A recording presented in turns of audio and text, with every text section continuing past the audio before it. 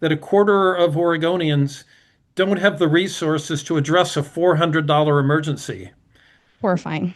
Whether that's a car accident or a medical emergency or whatever the case may be. So too many Oregonians are one bad break away from being out on the streets. Yep, right. So, the homeless challenge, getting people off the streets and into a more positive transition, I think is I believe is the highest priority.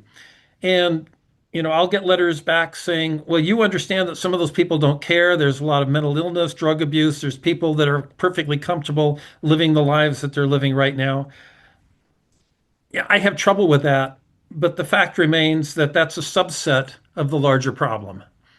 Yeah, And I do street outreach in Corvallis twice a week, actually, to our unhoused neighbors. And there are many cases of multiple people in an encampment actually having full-time jobs.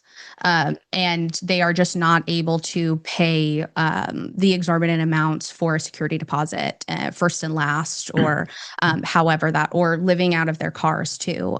These are not, a lot of them are not people with mental illness or a substance misuse problem. They got hurt at work and then they couldn't get back on their feet. yeah.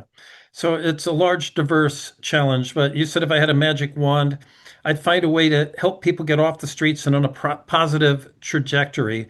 And that would mean ultimately providing affordable housing in our many communities, in a part of that community that fits well, blends well, contributes to the community rather than creating frictions in those communities.